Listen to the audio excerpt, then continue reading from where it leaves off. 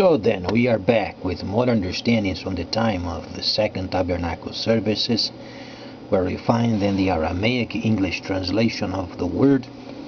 This translation comes from the original manuscripts of the prophets of the Tzayelic lineage. So then, we can understand the time of the end as per Yirmiyahu the prophet. We find the specific layers of the spring feast, the autumn feast, related with the 61st chapter of these writings of this prophet, and then the returning of the cities of the Messiah laid waste for many centuries. And then as we study Yirmiyahu the prophet, always the basis of our studies, and in fact it was also the basis of the Messiah's records regarding himself and the time of the Gentiles and his own people. Let's then evaluate areas related with Shaliach Shaul.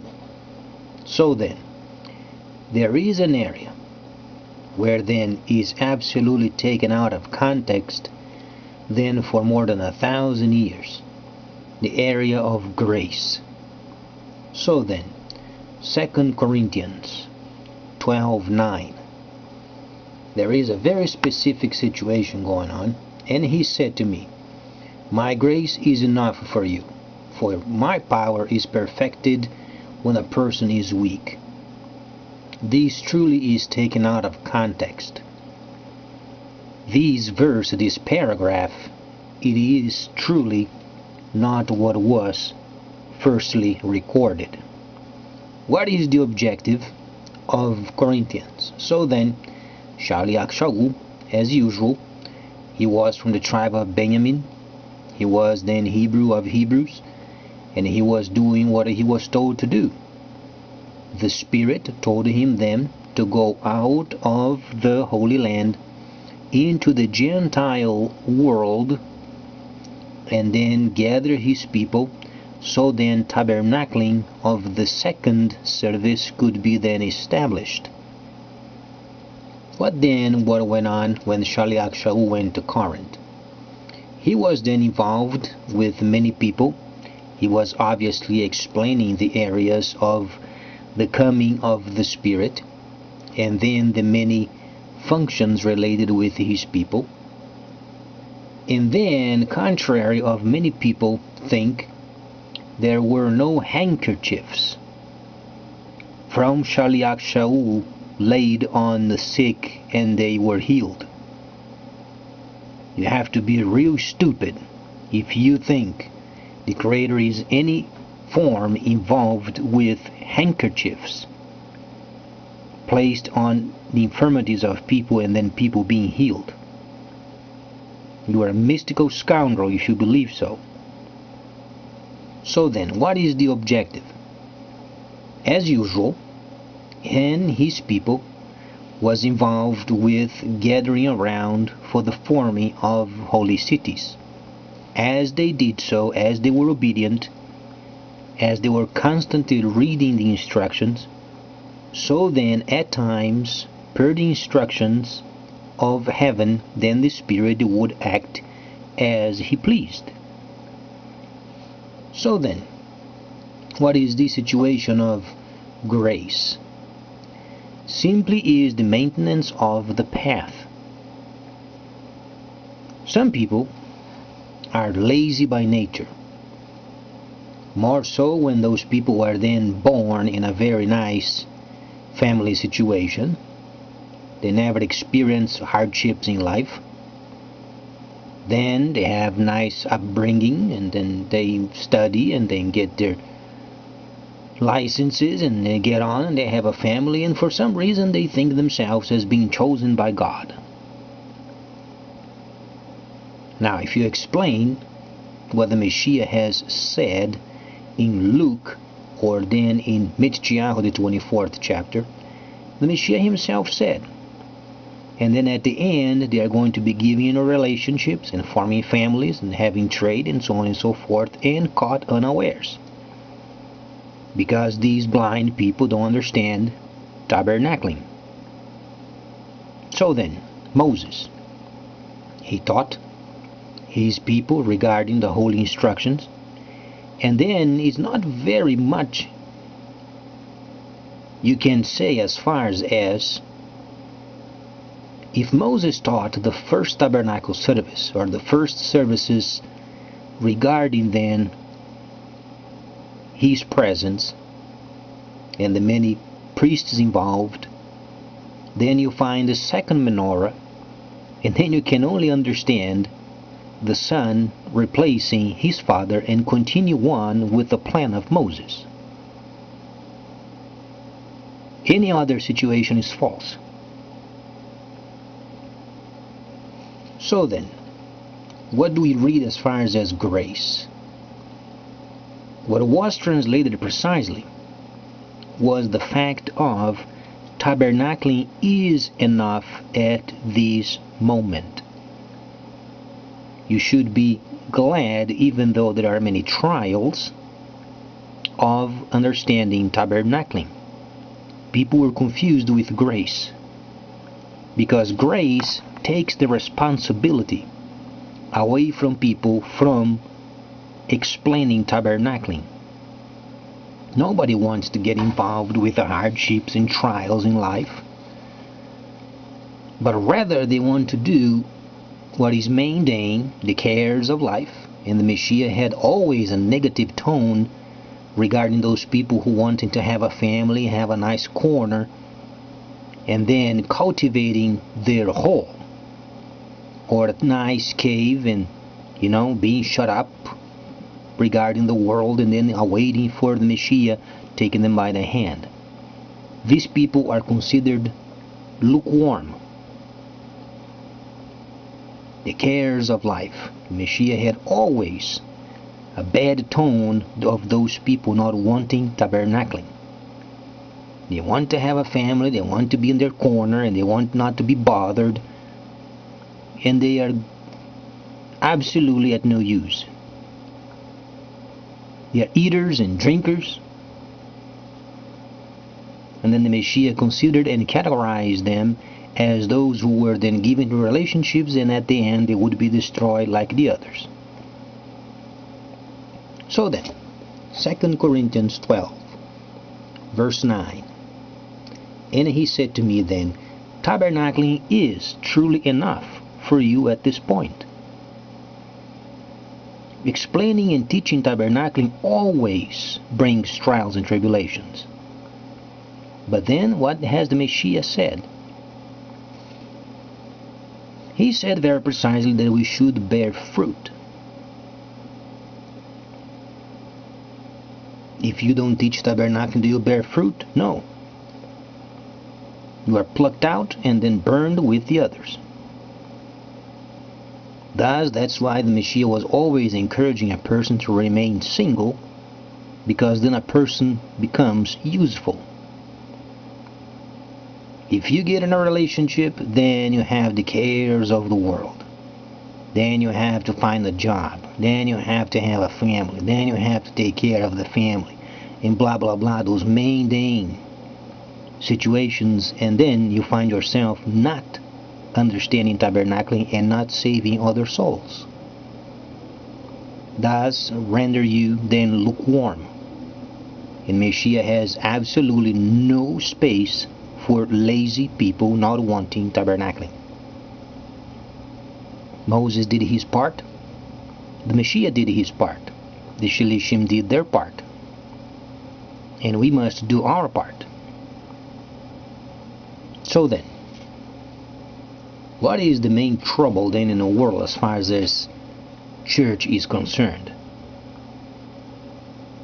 Can you then sin and only claim grace? No, it was already said by the prophet that it was then a period of 1,000 years where then this time would be then scandalized. Read Daniel. People would go to and fro. To and fro means confusion, sin.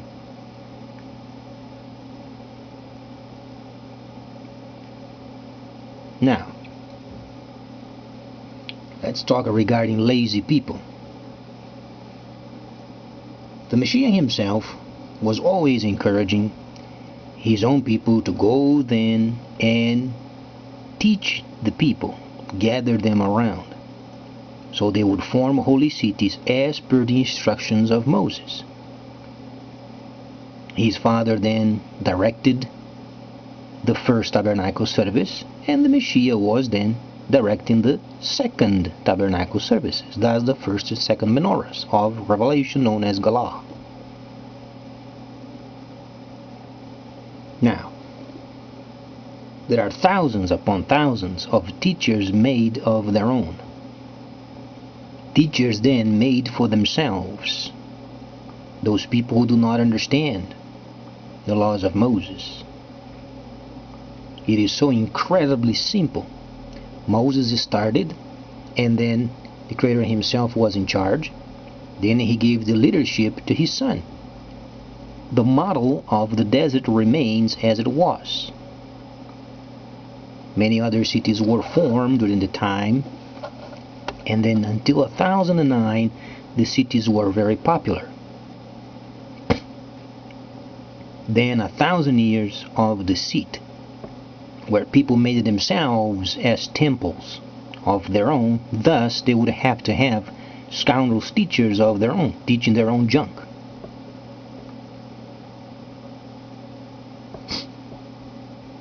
Second Corinthians then. Should people be burdensome regarding the holy instructions? No. They should understand tabernacling. And what then Shaliach Shaul was teaching them. He was gathering them. But you can be sure of it, there were no handkerchiefs or rags or pieces of clothing ever used for the purposes of healing.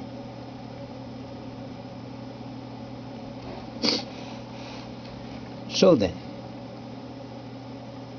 what is the situation regarding the 10th verse? Therefore I have pleasure in infirmities. Absolutely not. He did not say pleasures in infirmities. You have to be real stupid if you like infirmity. Shaliach Shaul has mentioned he did understand tabernacling, and he then, because of the completion of the instructions, would welcome trials and tribulation in his life. So must we. So then you can understand when the translations are then recorded, having the main understanding of tabernacling is absolutely important. Now, if you go to those churches, you find always the same scoundrels, always trying to find out some ways of lying in your ears. Always saying, oh, if you sin, then you have grace of God. Then he gives you then a list of do's and don'ts. Always behavioral lists, rather than understanding then the bulk of it. So then tabernacling can be established. Then you hear junk from those people who do not have a clue why they are in this world. And then they have such an understanding of themselves as being chosen of some sort. And at the end, when they breathe their last, it is absolutely straight down. There is no distinction of a prostitute or a thief, a drug dealer, or a person that was born in a church. There is no distinction. No tabernacling, no salvation. Plain and simple. Why then the Messiah had such a trouble with the people of the law of his time? They were always after his case. At some point there was a feast over there. There was a relationship that was unified, and then he was absolutely a person from the law because there were pots over there of purification. And then there was then drinking and having fun and so on and so forth, and the wine went out. And the wine we are speaking of is then grape juice.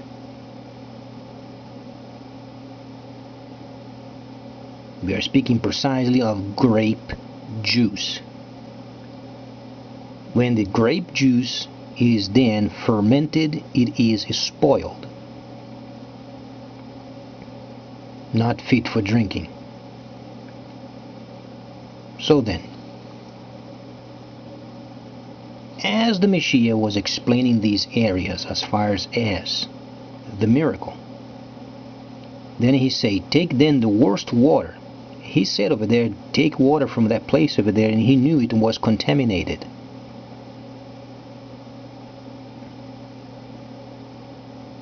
And then they got those pots then obviously poured with water. They brought them over, and then the Messiah realized his miracle.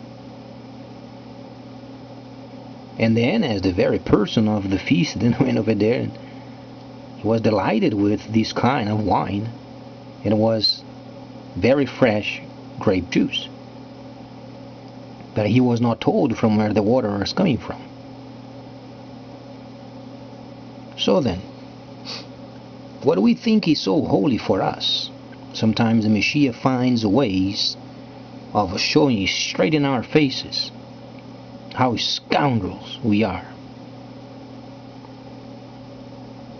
Let's speak of then tabernacling.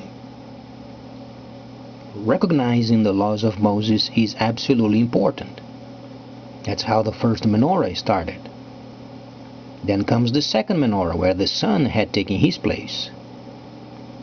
Any other kind of relation with salvation is false. That's why the Messiah said only a few will find a way, because not very many people that have such a mind absolutely clear as far as what tabernacling means. And some people, it's your opinion. Then comes the lazy demons in people. It's your opinion. Oh, they speak out real fast. Try to take away the fun of the people, these scoundrels, these lukewarm people, and then, oh, they speak up real fast. So then, what is more important? Your fight against tabernacling, or the salvation of your own soul? Some people, but if it's this way, then we wouldn't have any church in the world. Thank God. Every place of these should go bankrupt. That's the objective. When the Messiah was explaining of Shimon, known as Peter, was his nickname, was a rock, because his head was hard. He was a hard person to be around. Then the Messiah absolutely speaking with him, and in finding ways, then he said, as far as himself, then he made a question regarding himself, and then Shimon answered very precisely that he was then the tabernacling walking in the earth. And he said, precisely, Shimon, that's what you people then wilt speak of myself, as tabernacling in the earth.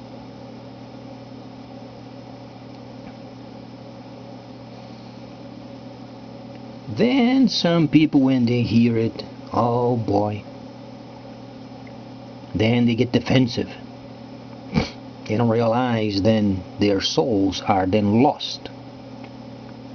Not only lost, but they have to repent, being baptized, and then bear fruit of tabernacling, or no salvation. Upon death, straight down. There are no exceptions.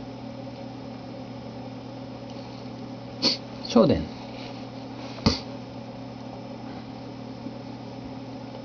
he said in the 20th verse,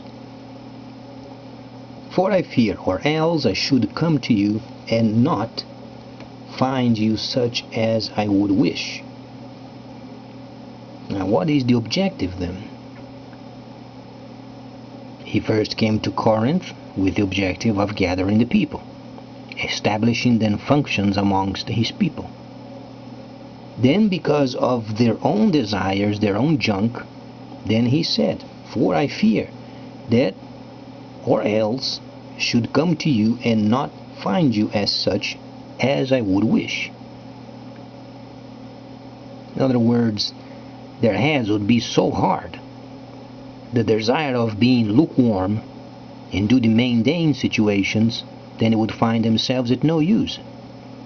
This is what Shaliach Shaul is explaining. It's plain and simple. So then, as far as the thorn on the side of Shaliach Shaul, was it done on purpose? Some of these teachers of their own, they explain all because the absolutely important understandings were then coming from heaven. Then the Creator had placed a thorn on his side, so then he would not exalt himself. It's absolutely a piece of you know what. The Creator does not inflict infirmities in people to maintain them humble. He doesn't do this. He never did, and he won't do it.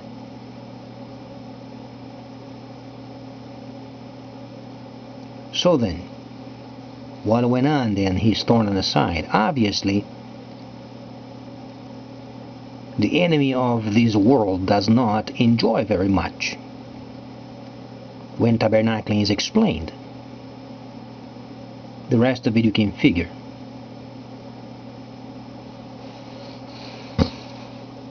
But then a thorn on the side was never given to him from heaven. Some people, they have this strange understanding that God in heaven sends infirmities then in order for the person to become humble. It doesn't make any sense. Why would he do this if the objective is teaching tabernacling, where then you find a function of healing amongst the people so you can be healed?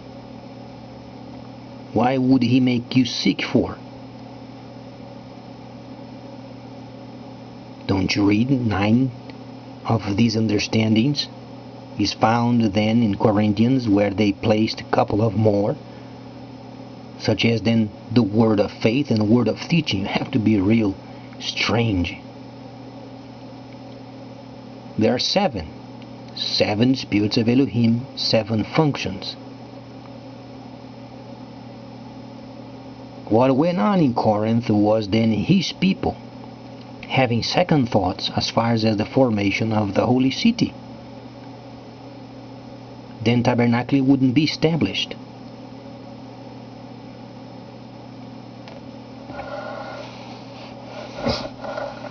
Now, after 1,000 years of scoundrels teaching what they don't understand, do you think you can understand this overnight?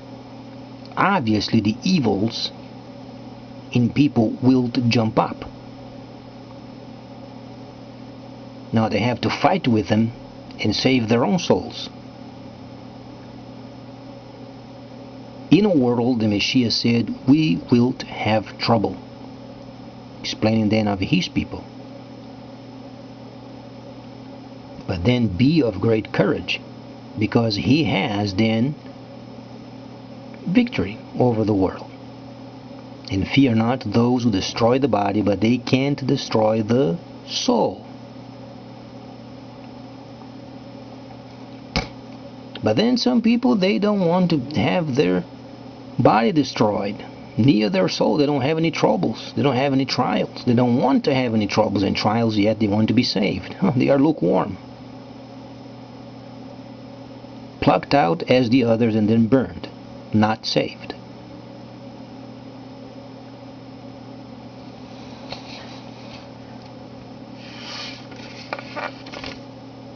So then, where do you find then the logic of Corinthians? A chapter later, after the 12th, where do you find? From the Greco-Roman translation, those people who are lazy, they maintain their path as love. Oh, we love. If you love, then you can cover multitude of sins. All because love covers these and the other. All because you have to have love.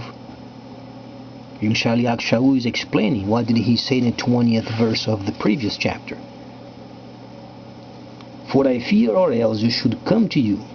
Then he was coming to him, and then himself then in turn going to the people and not finding them as he should. What is then the chapter later? Is the encouragement of maintenance of the path. That's not love. It is the maintenance of the path. Thus tabernacling, even though there are trials and tribulations. Oh, but people don't want to be involved. They wanted to scandalize Miltha, stolen from the holy cities, divided by themselves, and then they gift each other with it, and they make stories of their own, such as love for one another. And at the end, straight down. Next time I'm going to evaluate these from the prophets, so then we can understand more of the spirit. So please stay tuned, much more coming up.